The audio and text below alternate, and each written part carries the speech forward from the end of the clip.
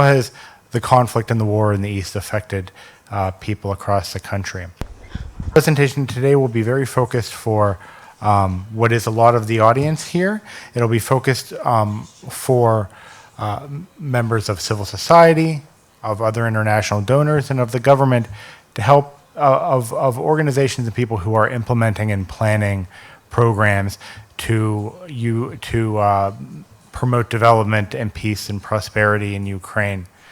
So a lot of the data that you'll see today is going to provide evidence and proof of what is working in terms of uniting Ukrainians, in terms of delivering results on the reform process, and that evidence are things that you can incorporate into your activities and your programs.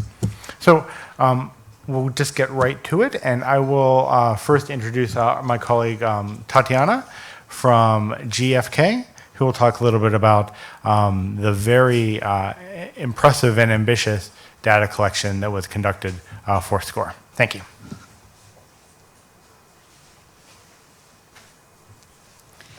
Thank you, Ben. Thank you for this opportunity to introduce the methodology of SCORE.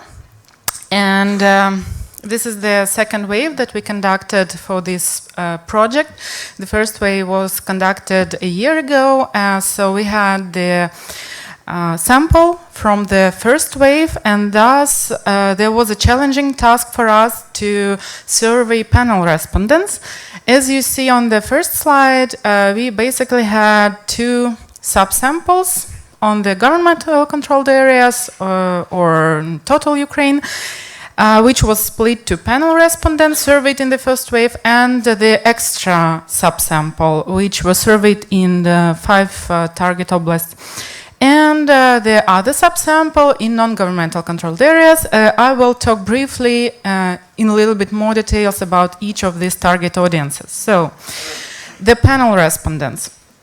The panel respondents constituted over 6,000 of the sample of over 6,000 of people all over Ukraine, in all oblasts and in Kyiv city, and this sample was basically taken from the first wave. So these were the people whom we surveyed already a year ago, and we collected their contact information, of course, the addresses, the telephone numbers, and the challenging task set up by the client and well, jointly by SEED and UCBI and USAID, to contact these people and to survey them again a year after. And we managed to reach over 80% of them, and it was actually anticipated attrition, about 20% attrition of the sample from the first wave. So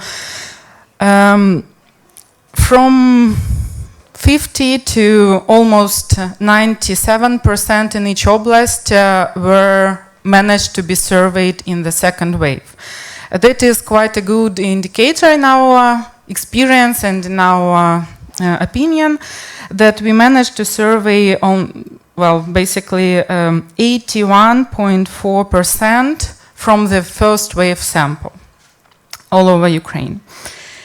And 5 oblasts were set up as the samples where we had to survey extra respondents, those who were not in the sample in the previous wave, but whom we surveyed for the first time. And these oblasts were Odessa, Khersonska, Donetsk and Luhansk governmental controlled areas, and Kyiv Oblast. There were almost 3,000 of these extra respondents who appeared in the SCORE survey in this second wave, in the second phase. The method was a paper and pen questionnaire split up by 2 parts. The first part was completed by the interviewer basing on the answers of the respondent, and the second part was self-completion, so that the interviewer could not see the answer of the respondent. It was put in the box or sealed envelope to ensure the confidentiality of answers, but we managed to match 2 parts when we processed the data basing on the ID of the questionnaire, which was unique for both parts of the questionnaire. Of course, my colleagues from CID will talk about the content of the questionnaire much more than me, and a little bit about a few information about NGCA. So there was also a task for us to conduct the survey in non-governmental controlled areas of Donetsk and Luhansk Oblast, and initially we planned to conduct it with the phone interviews with the calls to mobile phones.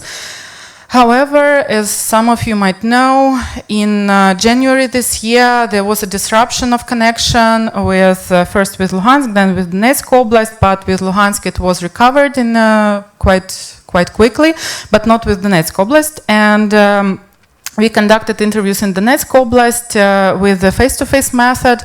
After a long consultations with the supervisors about the safety issues, about how to build the sample in this area, and consultations with the client whether it's acceptable and credible. And we also worked on the questionnaire not to put any threatening questions in this paper and pencil questionnaire, because conducting such an interview via mobile and face-to-face require some modifications in terms of ensuring the safety to the interviewer, not only to the respondent, because of the border crossing points. So in Donetsk Oblast, we conducted the interviews with the face-to-face method. And in Luhansk Oblast, we conducted the interviews with the mobile phones, just like the last year in the first wave. There were no panel respondents, so we cannot talk about the panel sample for NGCA. But the sample size for Luhansk NGCA and for Donetsk NGCA allows for the comparison of two waves within each of these NGCA settings separately, not as total Donetsk and Luhansk NGCA. And I guess that I should pass the word to Alexandros, and if you would have any questions about the methodology, because it was quite a brief introduction, I can talk about it much longer. Please keep your questions till the questions and answers section. Thank you. Can we change the presentation, please, to the other PowerPoint?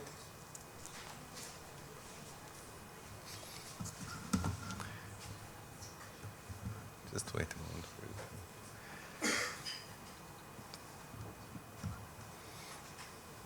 it. Thank you. This is fine. Yes.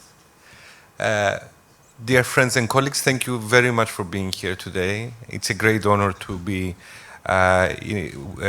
standing in front of an audience of practitioners and people who are working and struggling on an everyday basis to promote social cohesion in Ukraine. So, while we are the authors of the Social Cohesion and Reconciliation Index, you are the authors of social cohesion and reconciliation in everyday life in Ukraine. And I want to express my respect and appreciation for those of you in the audience that we have already collaborated with and others that I do not personally know, and hope that you will find the presentation of the score results, which, as Tetiana mentioned, is now a panel with two time points, and so that we can identify not just trends but also how people have been changing, and hopefully these results will be helpful, especially for policy and program design for social cohesion. Why do we do the score? What is the logic of the score? Is it just another survey of political opinion? That's not. Of course, it's also a survey, but the score is more than a survey. The score is a tool to, just like when we go to a doctor and we want to get a diagnosis of what's happening with our body, and we do a blood test, and based on the blood test we sense, okay, there is a problem with your magnesium or with your iron, so you need to take the appropriate medicine, or we go to a mental health expert and we get a psychological diagnosis. The score is meant to give a diagnosis of social cohesion in a society and give us a sense of where are the difficulties and where we need to focus if we want to be effective. The score starts from a very pragmatic reality. There's a million things we would all like to do to promote social cohesion in our societies in Ukraine, but we don't have as much money as we would like to have. So we need to make smart choices. To make smart choices, we need evidence. So the score is attempting to provide that evidence so that we can make smart choices for development and for peace building and for social cohesion. Before I go ahead, I really want to pay my respects to GFK and to Tetiana for really living up to the challenge that we placed in front of them. I understand that asking to do a panel survey with 6,000 respondents that were reacquired after more than a year is no small undertaking, and I'm in awe and I'm inspired by the magnitude of what you achieved. It is in one of the more interesting data sets that I believe that we have in Ukraine, and generally for data set for development work, and that is very much thanks to your hard work and dedication and belief that you can actually make this happen. So thank you very, very much for that. So my presentation today will be unorthodox, yeah? I will not take you through an overview of all the results of the score. I will say in a moment what I will focus on, but first I want to direct you to two other resources. One of them is something that you will be able to pick on your way out if you haven't picked it up already, which are several infographics of the main results of the score, including some of the comparisons from 2016 to 2018. And so a lot of the main basic findings, what has changed, what hasn't, where are we on basic indicators, it's all here. So I won't repeat what is here. Yeah, I want to save your time. I don't want you to be getting the same information from two sources. I will be saying what is not here. And what I will be saying is, what I will be doing is focusing more on how we can use the score as a tool for reaching evidence-based theories of change. Many of you work with theories of change in your work, whether it's as internationals or as government officials or in the NGO sector. You have to come up with a theory that says, in my program, I will work on this so that I impact that. And very often our theories lack an evidence basis. So how can we use the score, and how can you use the score data directly, not mediated through us or anyone else, in order to ensure that the theory of change on which you are designing your program is solid and is solidly grounded on evidence. So this will be the focus of my presentation today. And the first thing that I want to highlight is that almost everything that I will present today is nothing more than screenshots from the SCORE online platform. In other words, it's fully transparent. You can go to the SCORE platform, which is at scoreforpeace.org. I will repeat that at the end for those who haven't made a note now. And when you go to the SCORE platform, you can select the country that you're interested in our case, Ukraine. There is also a very important Eastern Ukraine dataset that is based on the UN score for Eastern Ukraine, which is a separate but associated undertaking that really focuses down to the rayon level in dynamics in Donetsk and Luhansk and in the other Eastern Oblasts. So that's a different initiative, with the two initiatives, of course, talking to each other and cooperating with each other. But the relevant data set in our case is the one titled Ukraine, which takes you to a repository of data of more than 100 indicators that you can look at on heat maps of the whole country, and then also segment by gender, by age, by urbanity. And finally, you can look at some of the models, some of the predictive models that I will show and explain in a moment. So all of that you can find online, and literally 90% of my presentation is based on screenshots. And I deliberately did that just to show you the power of the tool. And there's probably stuff that you will say, oh, but what if we ask about that? Well, the answer is go and look for it yourself. It's on the platform. The indicators that I will not show here, whether of 2016 or 2018, they're all there. And it's all about you taking on the role of of chief investigator of SCORE data and making the use that you think is appropriate. So I will focus on three themes today to highlight the power of this evidence-based theory of change approach. The first is democratic citizenship. A lot of the work that we all do focuses on nurturing constructive citizenship, and we have different names for it, of course. We talk about civic engagement, we talk about citizens supporting reforms, but the common denominator here is how can we work with society so that citizens play a more healthy, active, and constructive role. So what can the score tell us about that? And I will first start with some basic screenshots, some basic heat maps on a basic overview of what has changed and what hasn't since 2016. This is from here. This is taken from this from the booklet that you can pick up on your way out. So a basic snapshot of what is changing regarding citizens and their experiences and perception. First of all, what has improved? What are the good news? We are seeing increased economic, human, and personal security in most oblasts of the country. That's the most optimistic and positive news that we have seen from the Ukraine score. Citizens are reporting better livelihoods, are reporting greater satisfaction at the level of livelihoods, at the level of personal security, at the level of freedom of expression. In other words, they're saying that Ukraine is a more livable country now than it was 2 years ago. And that's really the most important positive news that we would have hoped to find. Additionally, and linked to this, we are seeing improved perceptions of infrastructure services and state services. Citizens are giving the government authorities a better scorecard on these services and saying, yeah, these services are provided better. We're not asking better or worse, we're just asking the same people. We asked them 2 years ago, we asked them again, we look at the scores they gave us 2 years ago, the scores they give us now, the scores are higher. Yeah, so most people don't remember what they told us 2 years ago. Would you remember what you answered 2 years ago and today? So there's no bias here. We're getting a clear sense of what has changed. What stayed the same? Paradoxically, despite the improvement in human security, the improvement in perceived services, trust in institutions remains equally low. And this is a paradox because normally, theoretically, if you're providing better services, if people are experiencing human security, normally that should be reflected in trust towards the government. And we're seeing that that reflection has not yet happened. And I have reason for using the word yet. There is a reason to be optimistic here, and I will explain later on in my presentation. And there is also an equally low support for some types of reform as we found in 2016. I will come back to that in a moment. What got worse? Decreased support for some other reforms and increase in tolerance of corruption. What's the common story here? Cynicism. We are getting a sense of, even as human security is improving and services are improving, we're getting a sense of cynicism settling in society.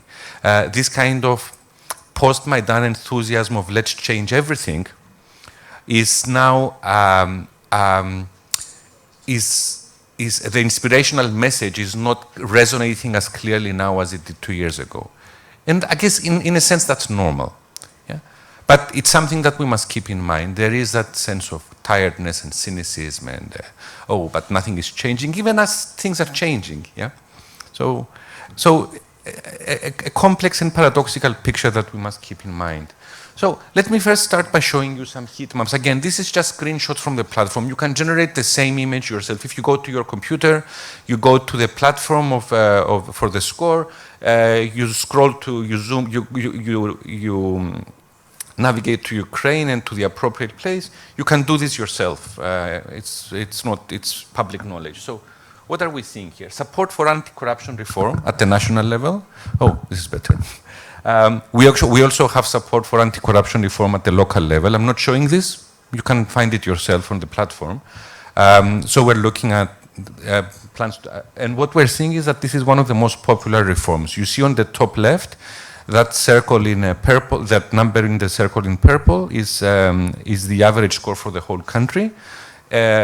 We have all score indicators for simplicity are normalized from 0 to 10. So 10 is the highest score, 0 is the lowest score. These are not percentages. We're not saying X% of people support or don't support reform.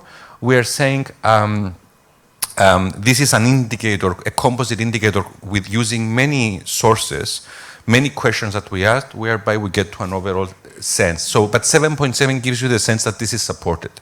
Anti-corruption reforms are popular. Decentralization reforms are also popular. It gets a score of 6.9, which is mostly popular. Now you will see that there are a lot of differences at the oblast level. You may be curious about that. I won't comment. I won't comment because I don't know. You know much better than I do what that means.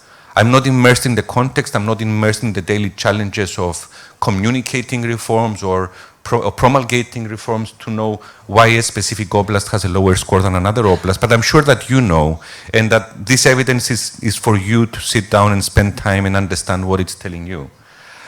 But what can I tell you? I can tell you that when we, I'm not sure where I should, yes. When we go to other types of reforms, such as health reform, we see lower scores. We see 4.6. When we go to pension reform, we see an even lower score of 3.3 at the national level. When we go to privatization reform, 3.5. So what are we are seeing a picture of citizens who are actually quite discerning and who are actually making choices about which reforms they support and which they don't support. This is actually healthier. In some countries where we do the score, we see a flat line on support for reforms. People either support everything or oppose everything, which suggests a non-discriminating civic attitude. When you see this discrimination of some reform being supported and some not, it means that people are critical. And you can actually work quite well with critical citizens when you engage them in policy dialogue. So I think the message here is focusing especially on those reforms where citizens are critical, what kind of public consultation process and dialogue process can contribute to unblocking the reform, whether it's on redesigning the reform itself or on better communicating the reform.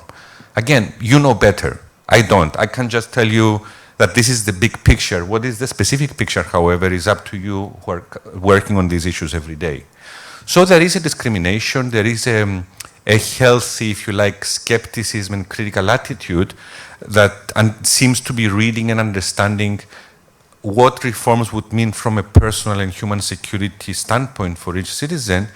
But as well as that, there are broader underlying factors that we have identified through the score that underline or undermine, that support or undermine support for any kind of reform. And we have analyzed the data using advanced statistical modeling techniques such as structural equation modeling that I will be happy to discuss offline with any of you who are interested to understand more about the specifics, but I won't do in this context, whereby we are investigating the following direction of relationship.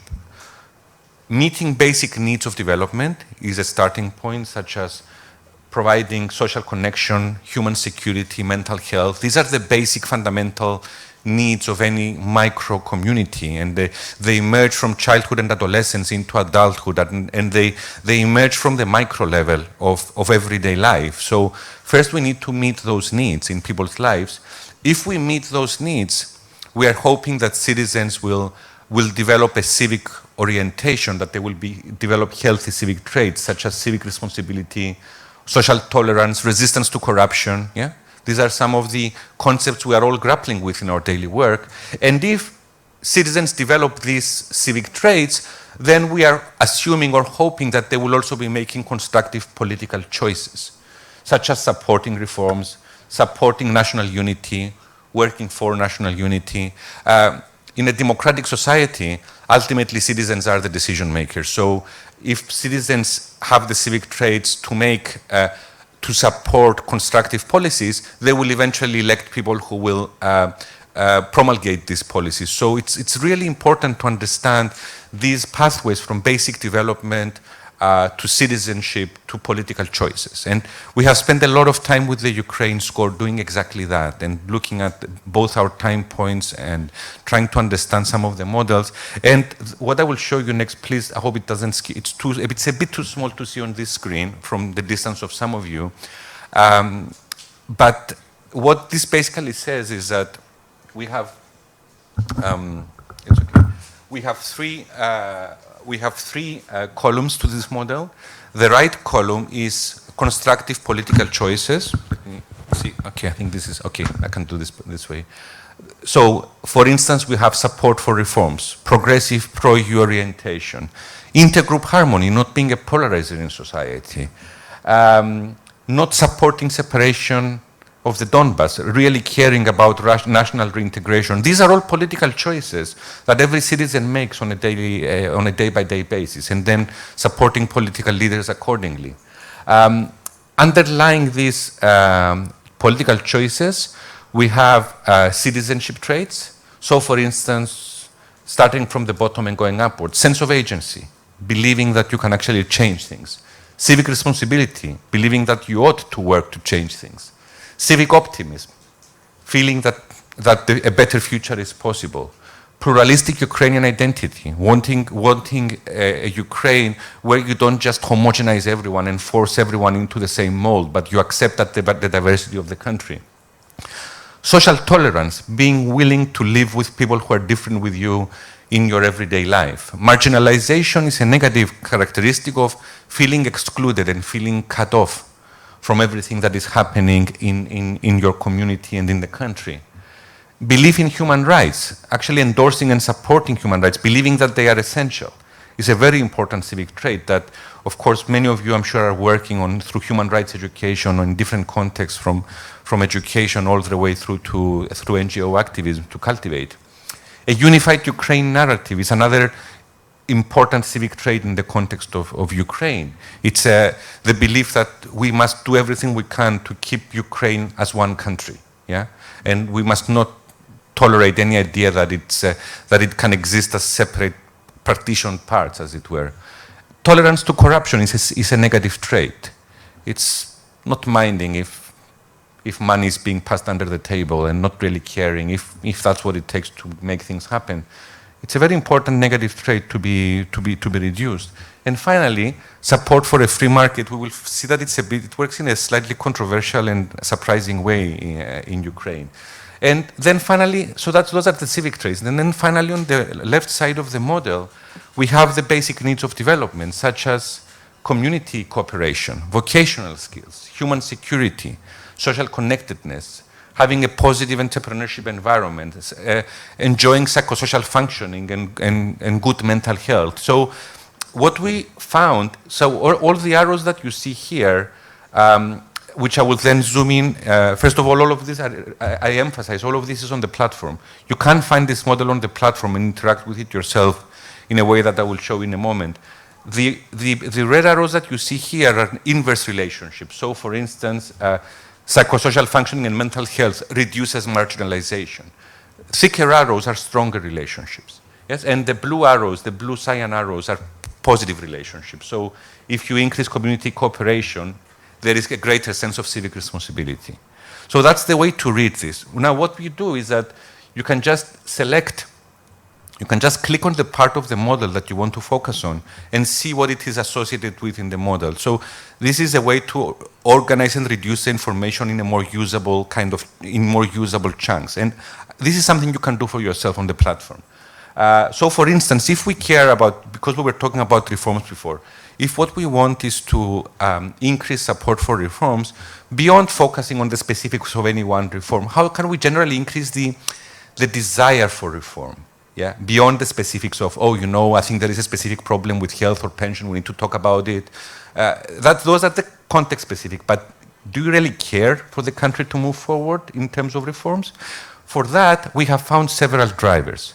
We found, first of all, that, and I will go through them in order of importance, because also focusing on some of the thicker arrows here. So tolerance to corruption is the strongest mitigator of support for reform. If people make peace with corruption, you've lost them. Yeah? So working on tolerance to corruption, making sure that people resist corruption is an important formative entry point to make sure that you can then talk to them about reform. Because corruption is an alternate universe. It's a universe where good governance is not necessary. because me and others can buy ourselves through the different problems, and the system as a whole doesn't need to work. I just need to solve my own private problem through handouts and payments. So when people tolerate corruption, they tune out from good governance and the policy dialogue altogether. And that seems to be the most important entry point for enhancing support for reform. And then the other ones are roughly equal in importance. Let me just emphasize a somewhat surprising finding that there is a strong relationship between belief in human rights and social tolerance with support for reforms. Where does that come from? It's really interesting. It took me a while to think through and understand this when we found this. Sometimes the good thing about empirical models is that they surprise you. They don't tell you what you think should apply. Sometimes they confirm your hypothesis, and sometimes they surprise you. So what is this telling us?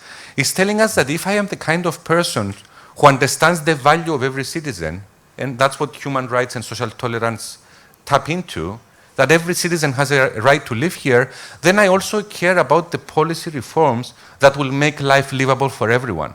I move away from my small egocentric circle where policy and government is not that important to a wider circle where we need to have sound policies to make Ukraine better for everyone. So that's the link between human rights and social tolerance with support for reform. Then marginalization, again, it works the opposite way. People who are marginalized, who are struggling in everyday life and feeling excluded from processes around them, don't feel that the reform process is relevant. That makes a lot of sense, actually. Civic optimism is also linked to support for reform. That's about overcoming cynicism. That's about saying, oh, you know, yeah, I support reform because I believe they can lead to a better country. Saying that is a statement of optimism. And finally, a really surprising one, free market orientation undermines support for reform, which is shocking, because I'm sure several of you are working on promoting free market, understanding of how the free market works, etc. So how does that work? How does free market orientation reduce support for reforms? Again, it took us a while to understand this, but then we realized that what this basically says is that people who are extremely pro-free market, let's say, they don't care about government. Government just gets in the way. So if you don't care about government, you don't care about reform of government either. You don't envision a universe where the government is playing an important role. So, and of course, that's a mistaken understanding of the free market, because the contemporary modern understanding of free market is about how a regulated, we all know, I mean, those of you especially who work on economic development, you all know that government regulation is what unleashes and empowers the free markets. But that seems to be a misunderstanding. There seems to be a dichotomy in people's minds, in citizens' minds, between, oh yeah, I'm free market, therefore I have my own business and I have my connections and nothing else is relevant. And the government is not relevant to me. So this points to the need for outreach towards the business community, and especially the small business community, in order to explain the need for good governance in their work.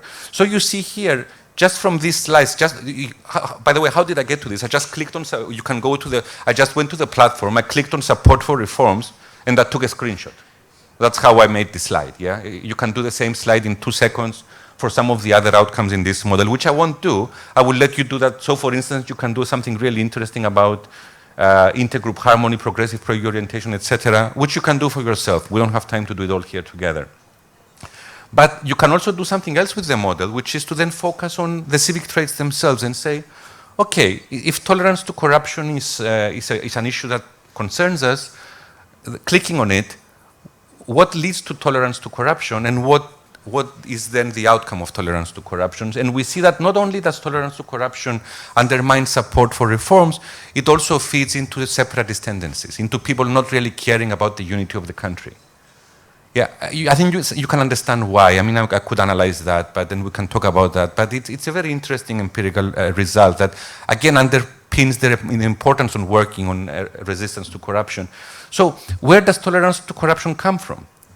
Poor mental health and poor social connectedness, poor psychosocial functioning. And so it's lack of personal organization combined with isolation in daily life. So we see how the microsphere of daily life is becoming a civic trait, and people who experience life in isolation from the others, and where self-respect is not really at the forefront of how people live their life or respect of others, then they say, yeah, why not corruption?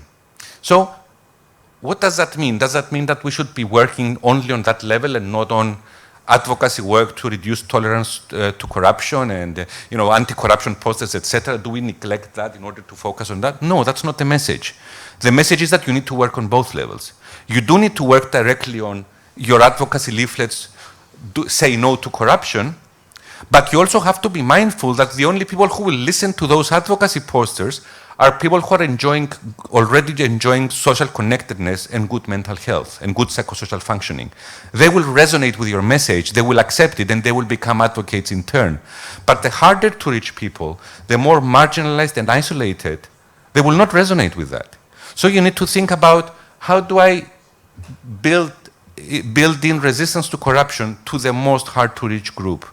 The less connected people, the less personally coherent people. So that's the way to, so how can I work directly on the civic trait and also indirectly on the underlying drivers? And we can make the same argument, for instance, for support for human rights, which works in a very similar way. So we see its belief in human rights, that they are essential, is not only linked to support for reforms and not supporting separatism, it's also linked to intergroup harmony, to reduction of intergroup polarization. When you support the human rights of everyone, then you can no longer just tell yourself, those people in the east of the country, they are worthless, they're worth nothing, or those people in the west, they are fanatics or whatever. No, they're human too. So human rights education is feeding into reduction of polarization in the country. So that underscores the importance of human rights education. But then human rights education in itself, if we don't look at its root drivers of what it takes to be supporting human rights, will only reach out to the converted. And I think that's a pain we all share as activists or as program designers, etc. That we design a program and we only reach out to only the good kids come to the program. Yeah. Those that really need the program, those that are serious violators of human rights, they don't turn up for human rights education. And we are all struggling with those problems in our daily work. So this tells us what we need to do in order to go to the foundations. So there is more here. I won't go through it all because I think you're getting I'm just wanting to give you not so much the knowledge, but rather the toolkit of how you can use this model in your own work, depending on your own needs. So you can see here regarding marginalization. Here, by the way, human security is really important as a driver for marginalization, along with mental health and psychosocial functioning. So you have the livelihoods dimension along with the mental health dimension. You see here the need to work across domains and across why economic recovery people, for instance, need to work with psychosocial people in order to address some of these challenges. So, and the final thought about this model is that let's look at this model from the perspective of the entry points, the developmental drivers and entry points.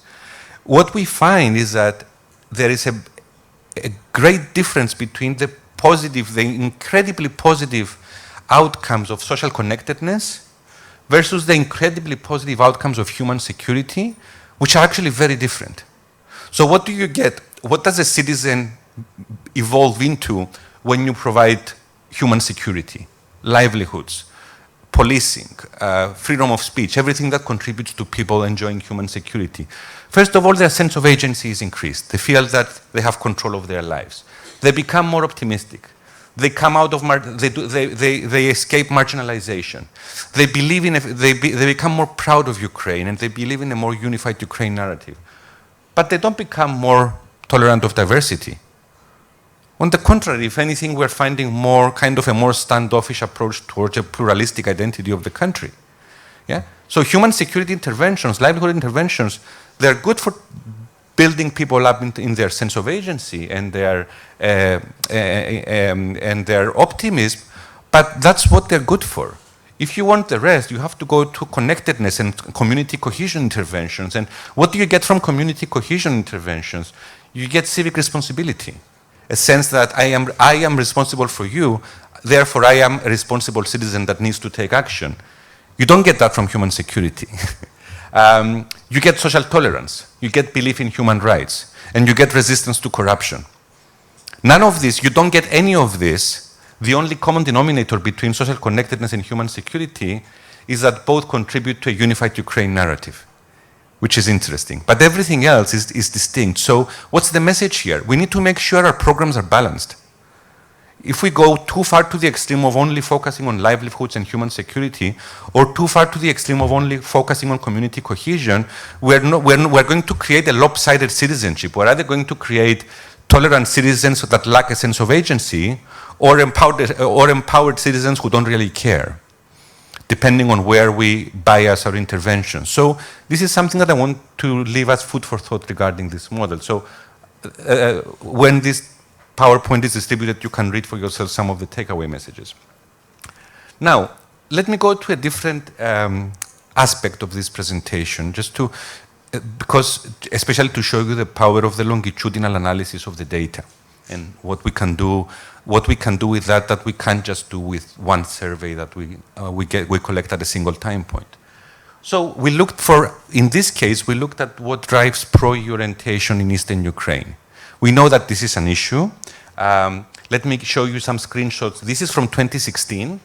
Pro-EU orientation nationwide in 2016 had a score of 6.5. By the way, when we say pro-EU orientation here, this is a composite that includes things like believing that different social groups will benefit from EU membership, being ready to vote yes in an EU membership referendum, believing that the future of Ukraine is generally in the direction of Europe. So it's a composite of maybe 10 or 15 questions, out of which we get a single score for pro-EU orientation. That's how we do things in the score. You will see some frequencies from us, but you won't see that many. We focus more on these composite scales.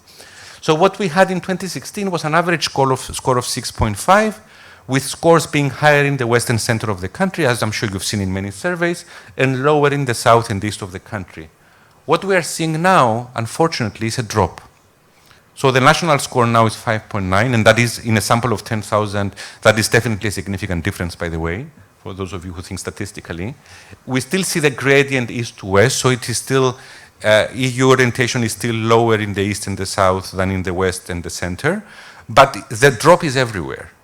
Whether you look at Lviv, which fell, no, actually Lviv is a bad example, actually, but whether you look at Ternopil, that fell from 8.2 to 7.4, or you look at Odessa, that fell from 5.3 to 4.8, or at Donetsk, that from 5 to 4.3, we're seeing a nationwide drop, small drop, but a nationwide drop in EU orientation. So why is the obvious next question? And because we need to first answer the why before we decide what we can do about it. So to answer the question why, I mean, of course, the civic model that I showed before also provides at the cross-sectional data level just from 2018, it also provides some interesting insights. But we tried to dig deeper using the longitudinal data and contrasting, and that's where Tetiana's and GFK's excellent work on collecting a panel sample was really important, to get a sense of how people grow into different trajectories of supporting or falling in love or falling out of love with the European Union prospect, if I may use that expression. So, warning, the next few slides will look complicated, but I'm only doing it as a demonstration of the methodology so that you understand what the simple slide that I will show at the end is all about. So I'm just saying, giving this as a warning so that people don't panic by what they will see.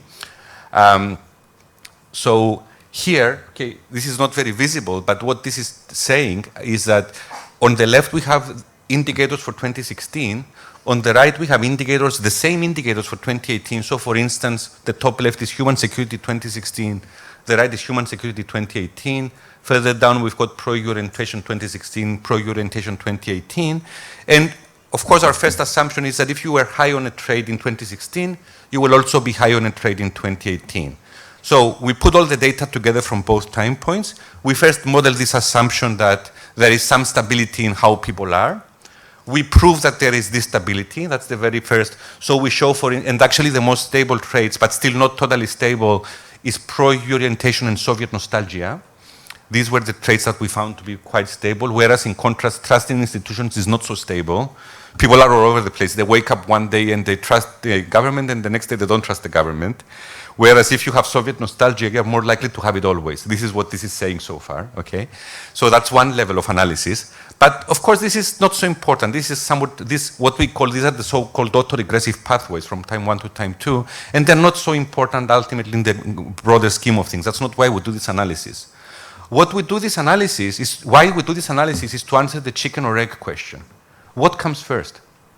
So for instance, just to give you an example, is it trust in government that makes people more pro-EU in the sense that they consider the government to be an ambassador of the EU, and therefore if they trust the government, therefore they think that the EU is a good prospect? Or does pro-EU orientation lead to trust in the government? In other words, if you believe in the EU project, therefore you trust this government that is pro-EU.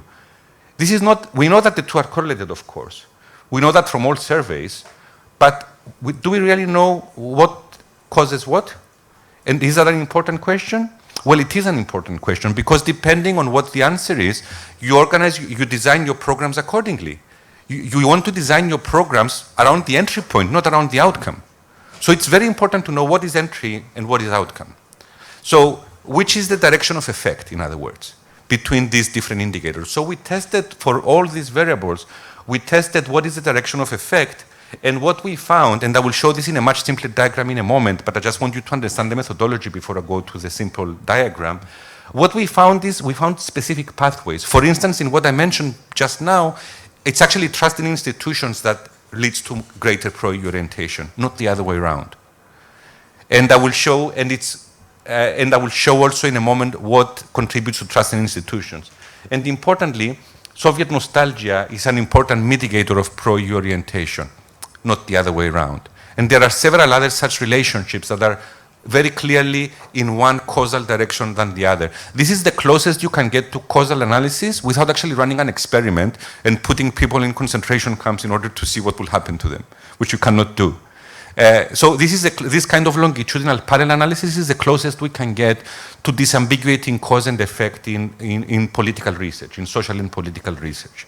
So that's why really this data set is a resource that I want to encourage all of you to dig into and think of how you can utilize this to get a better sense of the theories of change that should underpin your programs. So, and finally, to answer to preempt the question, we did control in this model for age and gender. So for instance, we know that there is a relationship between Soviet nostalgia and not supporting the EU. So if there is a pathway, is that because of the age effect? Well, we controlled for age. We took the age effect out. And then even after controlling for age, we found a relationship between Soviet nostalgia and reduced pro-EU orientation. So without further ado, this is the simplified version of what I was just showing you. So it's just a simple visual representation only of the cross-lagged pathways. So you see these pathways, the diagonal pathways here.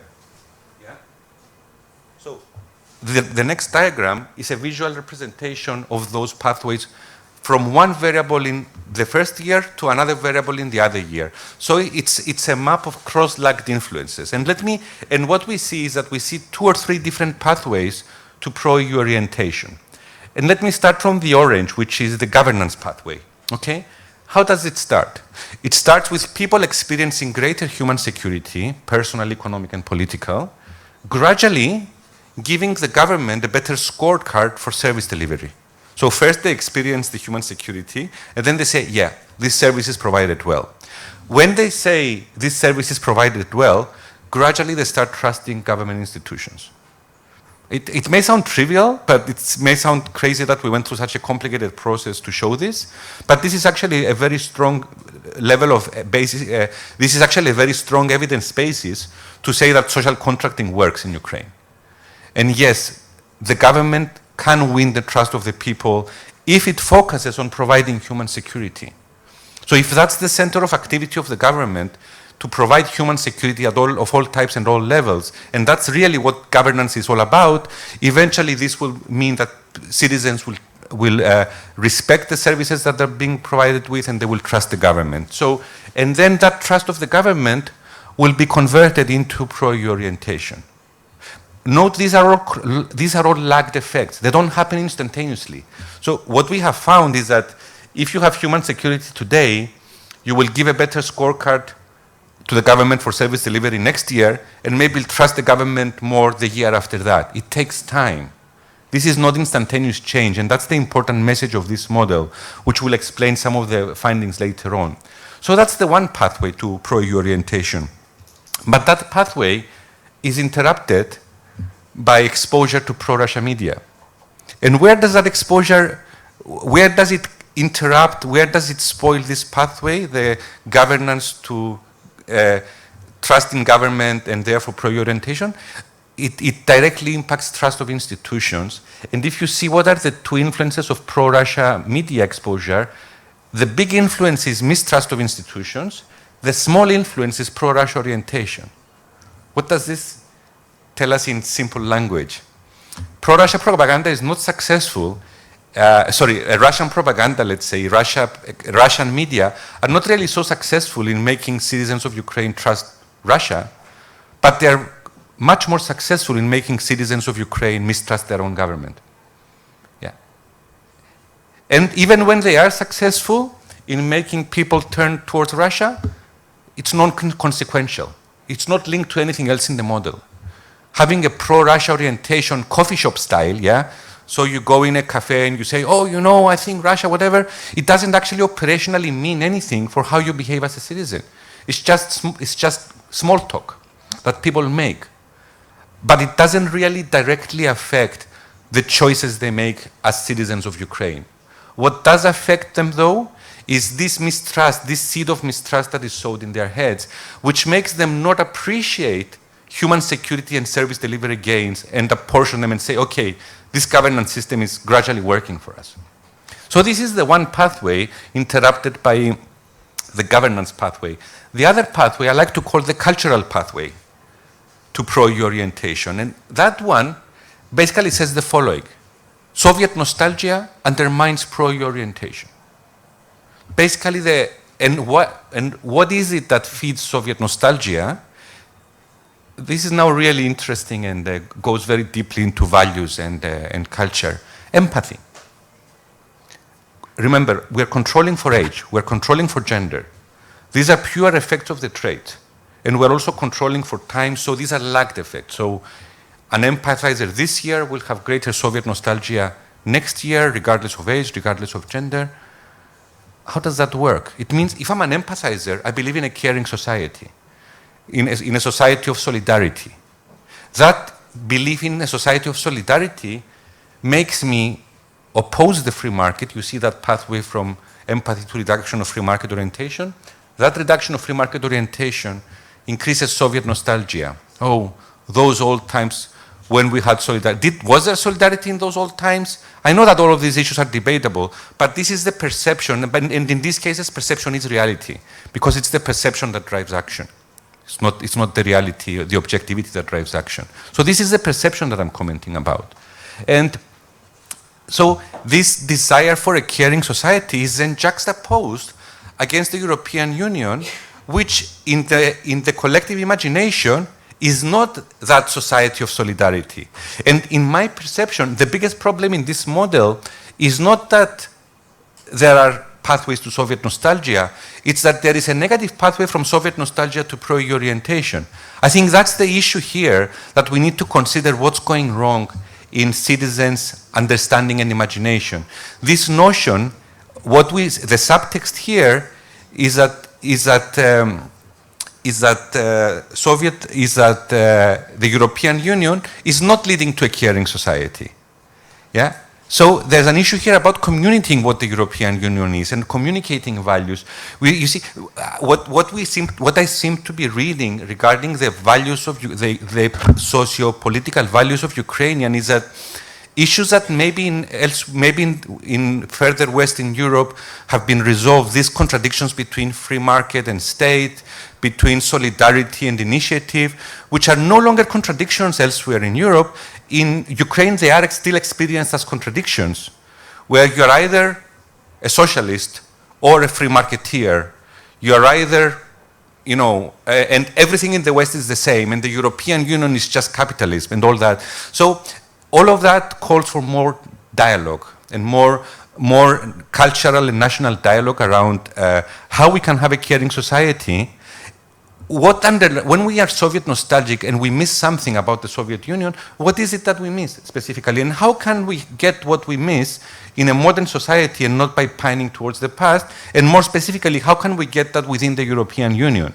Because I believe that once that dialogue begins to happen about how we can have a caring society within the European Union, I think this pathway, what I would like to see next year when we next do this, is to not have a pathway from Soviet nostalgia undermining pro-EU orientation. I'm not so much worried about the scores of Soviet nostalgia, but I just hope that it will eventually become irrelevant, that people will be able to transform their Soviet nostalgia into a desire for reform, rather than as a stopper rather than as a stop.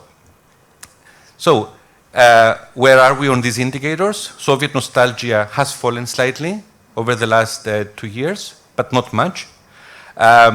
We know that we do see, of course, that Soviet nostalgia is higher in the East, but it's also there in the West. It's not an absent phenomenon, and it's also higher amongst older people, but it's also there amongst younger people. So it's a pervasive phenomenon. It's a countrywide issue, and I emphasize it's not Soviet nostalgia that is ultimately the problem. It's the moving from Soviet nostalgia to a kind of non-constructive, non-forward-looking orientation that is the problem. So there is a lot of room here for cultural and public dialogue. You can get this you can also get these age breakdowns from the platform yourself. And on the other indicators that drive this model, human security, as I mentioned at the beginning, they've been going in the right direction. So economic security went up from 4.5 to 5, national average. Personal security from 4.2 to 4.9. These are still low scores, to be honest, but they're better than they were 2 years ago. Political security, which is higher, freedom of expression basically, went up from 6.1 to 6.7. So everything is moving in the right direction. So you would have expected that to gradually feed into greater trust in institutions, but maybe we need to wait for that a bit longer. Remember, this is a lagged model, so the model predicts to us what will happen, and it seems we're not there yet. So it seems that trust in national authorities, it's still very low at 2.2. My prediction is that it will increase. Because human security has increased, and because these effects take time, eventually these gains in human security and service delivery will translate in trust in institutions, but we need to remember that we have this spoiler phenomenon from exposure to specific media that also needs to be addressed, and that is so that the communication of the government and citizen is more resilient against such extraneous attempts to disrupt the strength of the relationship. And finally, a brief section about pathways for national unity and for reintegration in eastern Ukraine and the situation in the Donbas. First of all, the same positive message that we gave with the score 2 years ago is that Ukrainians everywhere in the country support peace talks. Ukraine is not a warmongering country. Ukrainians want peace, they want dialogue, they want to resolve the situation peacefully, and there is a clear national consensus in favor of peace talks. Regarding the Minsk agreement specifically, what we found in 2016, this is the 2016 scores for support from the Minsk agreements, which we did explain to people what they are. So we start the questionnaire by saying, in 5 lines, this is basically what the Minsk agreements are saying regarding special status, amnesty, etc., administrative reintegration and all that. On a scale from 0 to 10, how much do you support that? So that's how we asked about support for Minsk agreements for transparency purposes. So what we had in 2016, so the average score has not gone up much. So it only went up from 6 to 6.2, but sometimes the average is misleading, because what we have actually is a great increase in support for Minsk agreement in the Western oblasts that were previously skeptical. So you see everything that is in green is below 5. So you see several, in 2016, you see several Western oblasts in green. None of them are in green anymore. None of those Western oblasts are in green anymore. So support for Minsk agreement slightly fell in East Ukraine, where it was already very high, but it's still high. And it rose significantly in the West, to the extent that we no longer have a national contradiction on the issue of Minsk agreements, where 2 years ago it was something very popular in the East and unpopular in the West. You don't have that national schism anymore. You have something that is tolerated throughout the country, not enthusiastically, but something that can be the basis for further conversation. What we are finding is that the special status, out of the different issues, when we unpack the Minsk agreements, we found that the special status is the part that is most controversial. And we also have several questions that I'm not showing here that highlighted that special status, many people believe, people have different ideas on what special status would lead to. Some believe that special status is the first step towards full reintegration, and others see special status as the first step towards eventual separation. And that controversy is holding back support for the Minsk agreements. There's no easy answer here, and Ukraine is not unique in this, and we have the same thing in other conflict countries where there is an entity, where there are breakaway entities, and usually the conversation is around some kind of special status, and usually the dilemmas are the same as we're seeing in Ukraine. So there needs to be, again, more conversation and more political thinking around how special status will be interpreted exactly. And I will end with some findings, and it's still just scratching at the tip of the iceberg here, on comparison of government-controlled areas and non-government controlled areas. And thanks to all the hard work that GFK and Tetiana and their team did to collect data in such challenging circumstances. What I did here is I'm just giving a simple triple comparison of rest of Ukraine, Donbas government-controlled areas, and Donbas non-government controlled areas, to give you a sense of what are the basic, in what ways is non-government controlled areas people, in what ways are they like everyone else, and in what ways are they different. First of all, the first really important difference that I want to highlight is on the demographic yes-no question of whether someone was personally a combatant, whereas the national score is 0.1, which means that one person, one respondent in 1,000 in the rest of Ukraine, and also even in the government-controlled areas of the Donbas said they were a combatant, that goes to 3.4, which means 34 out of 100 of respondents in the non-government controlled areas say they were personally combatants. And remembering that we have people of both genders and of all ages, that shows the extent of exposure to the conflict amongst people in the non-government controlled areas. It's hard to disaggregate anyone currently living in the non-government controlled areas from very direct exposure to the conflict. And we have an asymmetry here because for the rest of the country, it is easy for the whole thing to be forgotten and to become a remote political issue.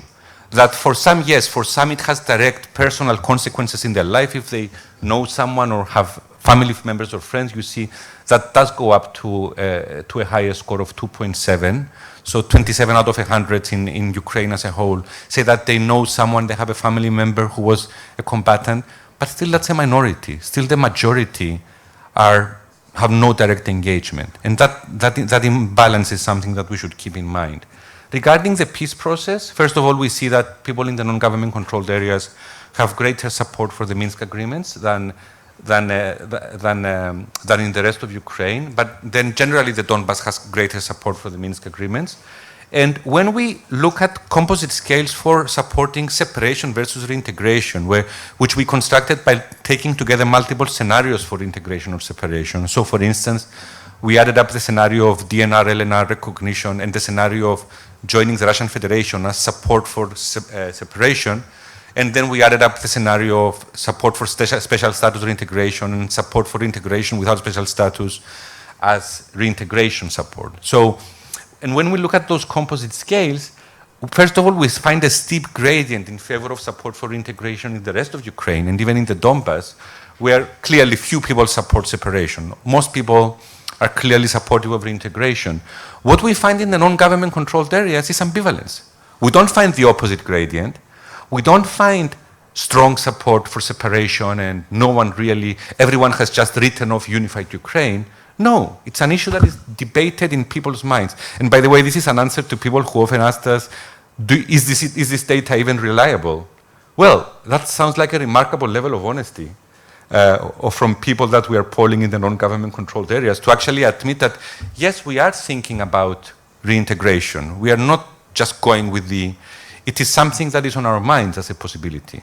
So I would say, yeah, this is good evidence to support that this is good data and reliable data, that we can trust what it tells us. And when it comes to pro-EU orientation, we see a similar picture. And again, for Soviet nostalgia, people in the non-government control area, they are just normal Donbas people.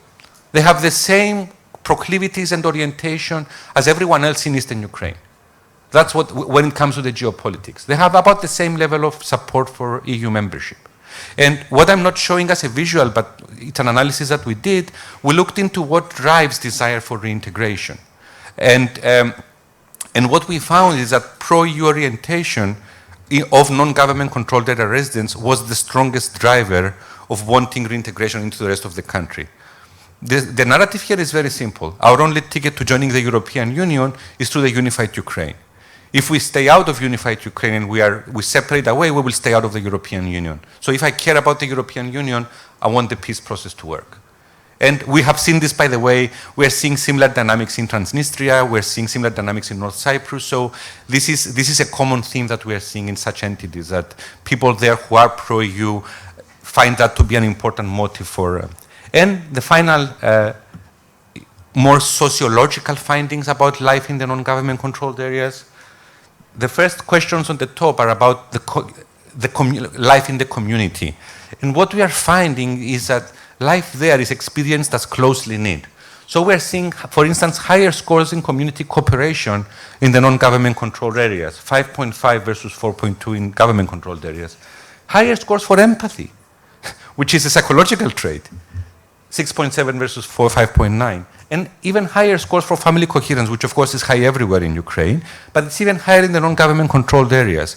So what is this telling us? There is an in-group bonding phenomenon of people huddling together to deal with the situation. But when you compare that with outgroups, you get a totally different picture, because when we look at the intergroup indicators, discrimination to outgroups, negative stereotypes of outgroups, social threats from outgroups, and absence of positive feelings to outgroups. When we say outgroups here, we mean, in the case of people in the non-government controlled areas, their primary outgroup was people in Western Ukraine. That's the group that they feel they're most polarized against or hostile towards. And you see that, whereas people in the rest of Ukraine, their outgroup are people who support separatism. Yeah. So what we find is that people in the non-government controlled areas are strongly polarized towards. So we all have an outgroup, yeah. All of us, if you think about it, there's a group of people that you think of as your own people, and then there's the other. So we all have another, but not all of us hate the other, yeah. You can either be, you can say, okay, that's another, so it's not the same as my people, but I don't hate the other, or you can really strongly hate your other. So what we are finding in the non-government controlled areas is that people there are strongly polarized against their other, which are people from the west of Ukraine. And if you combine that with the finding just now, that most people in the non-government controlled areas are combatants, you can see where this is leading. The inadvertent effect of fighting the conflict is actually enhancing this polarization. So again, there's an issue here about how do we move away from hostilities and more into the kind of contact and media work that would reduce this polarization towards people from Western Ukraine and people from Ukraine generally. Yeah? Because these are stereotypes that have been cultivated also through exposure to media that are totally unrealistic. Yeah? You know them, I won't mention them. And very often the good news when we have to deal with such stereotypes is that simple exposure to the other dissolves them very quickly, especially when the stereotypes are unrealistic. So the question here is, how can there be more contact, not on the battlefield, but in safe spaces where people from the non-government controlled areas can reconnect with people elsewhere from the country and understand that there is nothing to hate here. So thank you very much for your attention. I know that I challenged I know that this was a challenging and in some ways complicated presentation, but my strong encouragement is to consider this as just an induction into the score and to see the score as your tool. It's much more useful for you than it is for me. Next week I will be, I don't know where I will be, maybe I will be, we have a project in West Africa, so next week I will be focusing on analyzing data for Liberia, and I will totally forget about Ukraine. I will move on. but you are here, you are in this for the long term, and this data is useful to you and not for me. So I really hope that you will find your way, you will navigate your way to the platform, which was designed to be user-friendly for practitioners and not for statisticians, and try to use the data that is there to design programs that are more strongly based on evidence, because then your impact will be increased, and that will make both you and everyone else in the country happier. So, questions and answers. Shall I just stay here and take questions? Yes. I'm Alexei Garany. I'm professor of Kyiv-Mohyla Academy and also research director Democratic Initiatives Foundation. We produced a book, Constructing Political Nation, which is actually about the changes in the attitudes of Ukrainians. And first of all, I would like to thank all the presenters and also the organizations, UNDP, USAID, and GFK, because it's really very, very important, and I realize there's a huge data, so we will study it carefully. Some of your conclusions or some of trends which you depicted coincides with what we have done. Some are not, like the attitude towards Minsk agreements, because we realize there's much skepticism in Ukraine actually about Minsk agreements. But I will tell you frankly, so we will study the data and it will be very helpful. But what is disturbing for me? Disturbing is the language that is used in top recommendations and takeaways.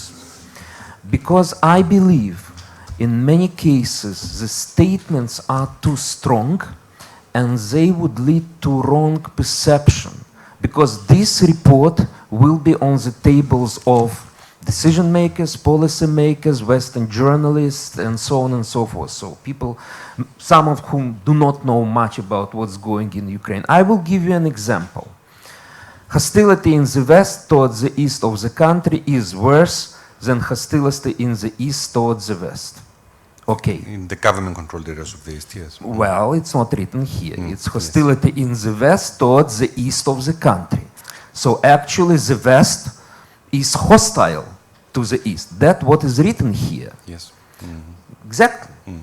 Then the occupied portions of the country in particular are become disillusioned with the government efforts to end the war. Okay, I can understand it, right? But what is implied here? Actually, these two sentences would lead us to conclusion that, well, Russian propaganda is right. The West is hostile to the East, and the Ukrainian government is not doing enough to stop the war. Okay, so I believe here it's necessary to be very careful about the formulations in your top recommendations. Then there is some controversy here. So you are saying that, well, it's written that support for unity of Ukrainians nationwide improved. Okay, good. And then what got worse? The absence of solution fuels separatist tendencies, particularly in Western Ukraine. Well, to say separatist tendencies in Western Ukraine, well, I don't think this is simply, it's not a correct formulation. Okay, and I will give you one more examples about citizenship. Okay, this is another example. Most Ukrainians support some ties with Russia and the EU. Too vague statement. While previous were too strong, this is too vague, which, well, that's natural. That we are supporting, most are supporting good relations with the EU and good relations with Russia. The question is why it's not happening. Okay? And again, support for a pluralistic Ukrainian identity is strong in the East and South. Okay, very good trend. So we have democratic and tolerant East and South. But Ukrainian identity is understood based more on ethnicity in the West. Okay, so again, you have ethno-nationalists in the West. Sorry, I will end in a minute. And you have pluralistic Ukrainian identity in East and South. Again, it goes contrary to all the sociological polls. So, because when you put the question, whom do you consider first and foremost citizen of Ukraine, and then regionally ethnic Ukrainian? Well, the answer ethnic Ukrainian is marginal throughout the country and also in the West. So basically, I would like again to draw your attention to the conclusions, to recommendations, and actually maybe even to, well, to update it, to rewrite it for further distribution, because otherwise it will give, you know, wrong impression of what's going in the country. Thank you very much. And again, I'm sorry for this critical remark, but I really think it's important language which is used in your top recommendations. Thank you all the team again for your wonderful and very, very important job. Thank you. Professor, thank you. Very first of all, you know, I don't encourage apologizing for being critical, because it's very helpful to be critical, and especially scientists, when talking to each other, must be critical in order to, because that is the nature of the peer review process as well. And so thank you for providing this initial peer review. And what I would suggest even is our team can maybe review these findings together with you later on, and hear in greater detail, especially once you've had a chance to look at all of the findings, and hear in greater detail. Now, on some of the issues that you mentioned, I see your point, and I see that maybe, and again, that's why it's always important to have an external eye to look at this. And of course, we try our best to write our recommendations as accurately as possible, but for instance, this whole issue of hostility, perhaps that sentence would have been more, the complete picture is that we are seeing two hostilities, okay? And there is one hostility that we don't see. We don't see hostility from people in government-controlled Eastern Ukraine towards anyone. We see a very pro-peace perspective. We see hostility of people in non-government-controlled areas of Ukraine towards Western Ukraine, and we see hostility from a minority of people in Western Ukraine towards Eastern Ukraine. And that phenomenon, I will stand by that phenomenon, because I think it's very important for everyone to think about it and understand what it means. What we are finding, especially amongst young people in the West, we are finding a separation into two distinct groups. So everyone is pro-EU, everyone is pro-Ukraine, not everyone, it's a generalization, but you see what I mean, in the western of Ukraine. But some people manifest this political approach in a more tolerant way than others. And we are finding that there is this distinct group of people who are manifesting their pro-EU attitudes or their pro-Ukraine patriotic attitudes in a less tolerant way than others who are doing it the right way. And I think we need to, I believe that if we really care about addressing this conflict, we must understand that a conflict is a dynamic system. And everyone is playing their role, advertent or inadvertent, in that conflict. There are several bridge builders in Ukraine, throughout the country, and a lot of Ukraine today, and I think some of the good results that we are seeing on human security suggest that the governance efforts of people, many of whom came from Western Ukraine, have had an impact. So all that must be acknowledged, but at the same time, this the desire to fight the enemy sometimes morphs into a hostility, especially amongst the psychosocially more challenged. And that's where we need to think about the interaction. So when you have a political ideology that is very clear and strong that we are fighting a just war, and then you also have young people who are growing up in this environment, some of these are psychosocially, well, they may come from challenged background, how everyone interprets these political narratives and this public acceptance of the just war argument can then lead to these more extreme scenarios. And then those people volunteer and they go to the East. Some of them do a great job protecting the country, yeah? And they are doing their patriotic duty and they pay a heavy toll in sacrifice. Others go and they give a wrong image and feed stereotypes inadvertently about what's happening. So I would encourage, while I totally agree with you that we have to be careful in our language, and I do ask for your help in reviewing this if you have the time once you have to, and I will give you my card as well and my colleague to give us your suggestions more concretely to improve our writing. At the same time, I would encourage greater thinking out of this stereotype that in Ukraine, we only have a problem in the East. The rest of the country is doing great, is doing everything right, and only people in the East are making mistakes. So I think, yes, we need to find that balance, and thank you for your critical remarks, because they're really helping us to get our, to move forward. Thank you. We have 2 more questions, and I suppose they will be in Ukrainian? In English. Okay. Thank you for your survey, and I have 2 questions. Can we see the result in percent? And I saw some specific in Vinnytsk Oblast, Vinnytsk region.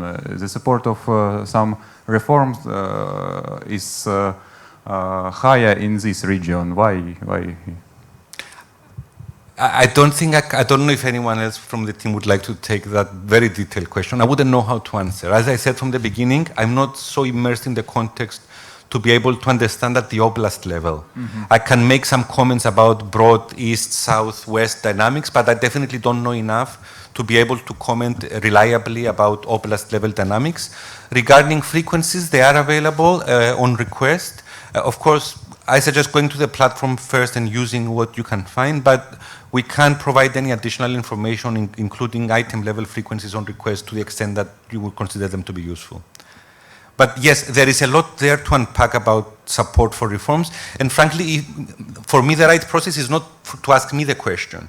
The correct process is to get with a group of people from the oblast, a multi-stakeholder group that will include civil society, government, academics, look at the results in relation to the specific oblast and say, okay, what does this mean?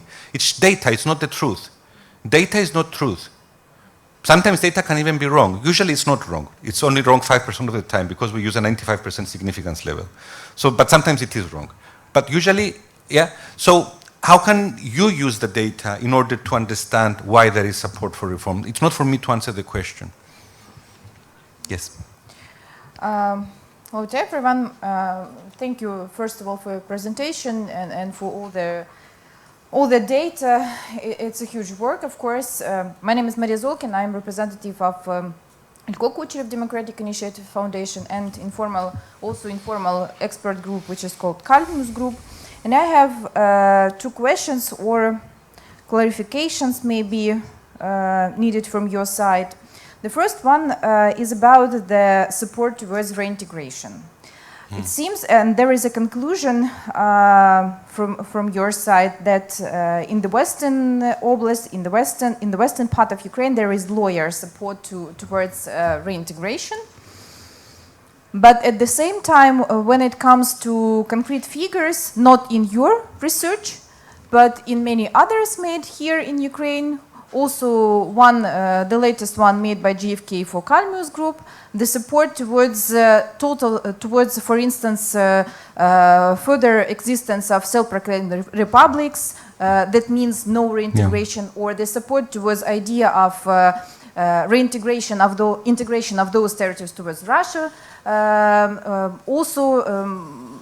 have no support in any part of Ukraine, including the West. For instance, the idea that those territories non-controlled will continue to exist in the form of the status quo, have support of 8 or 9% in the western region of Ukraine or in center of Ukraine, so no tendency towards increasing of this support. Okay. The first question, why there was the conclusion that western part of Ukraine have higher score of support to separation of these territories. And the second question, if I may, is about the latest tables you have shown with scores for support for also separation or reintegration.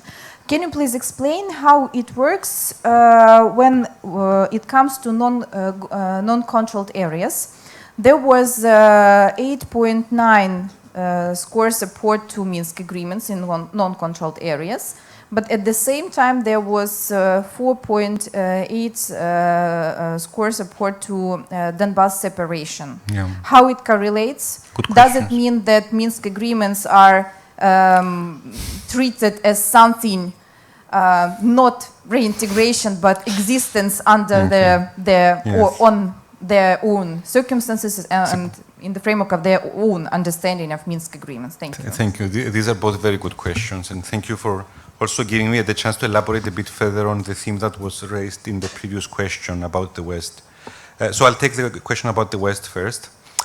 First of all, I agree that the phrase separatist tendencies is inappropriate. Maybe what a correct tendency would be tolerance, a correct formulation would be tolerance of separation, I think.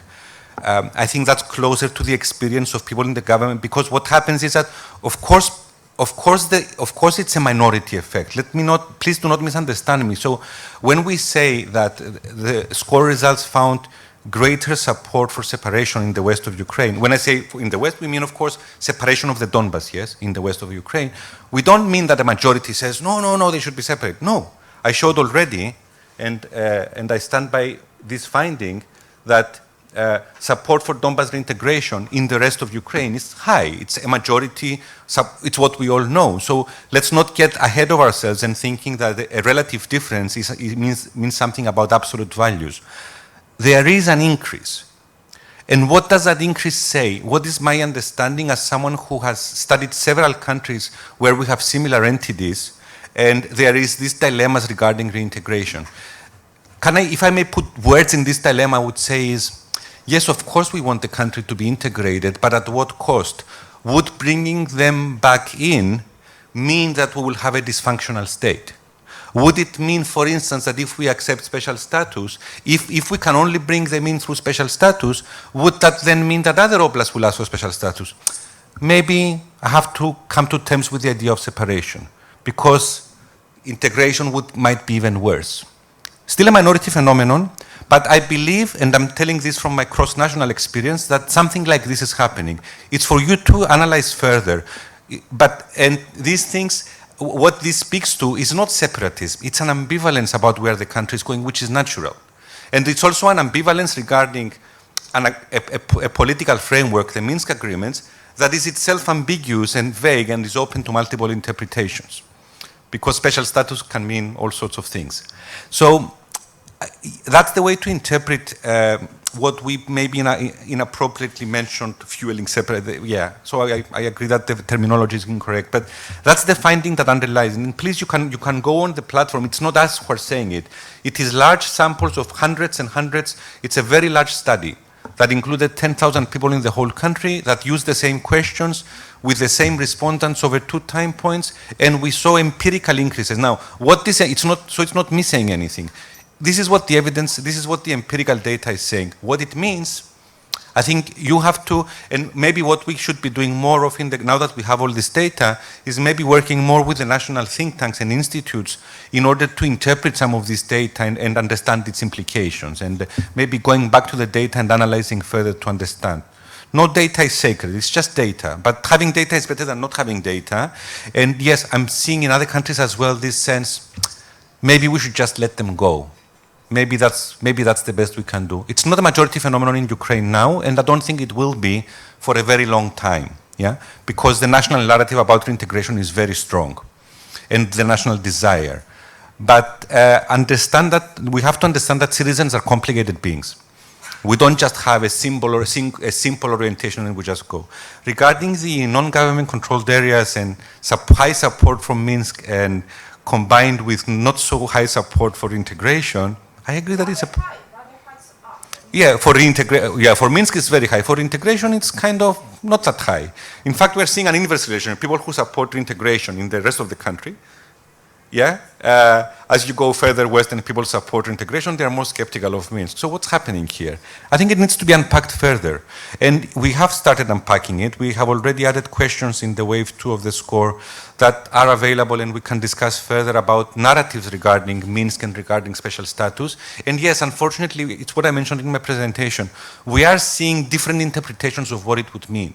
Some people in the non-government controlled areas, I do have slides and maybe we can exchange cards and I can send you some people in non-government controlled areas do see reintegration, Minsk and special status as a first step towards full reintegration. Others see them as a first step towards separation. So everyone agrees on the Minsk agreements, but without really agreeing on where that region should go. I think that is happening. I think that is a real situation.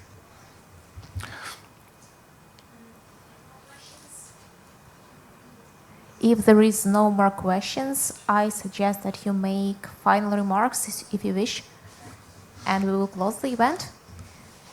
Okay. Yep, thanks. I'll just say thank you again for everyone's participation and attention today. And I'll just give one last pitch for the platform, and really for those of you that are designing activities and working in these areas, these should help you develop, like Alexandros says, evidence-based theories of change. So thank you again very much, and we'll be happy to continue to talk about this. This is really just the launch of the data set, and as Alexandros mentioned quite a few times, we hope that people take this and continue to refine it, and we will work with you on that. Thank you very much.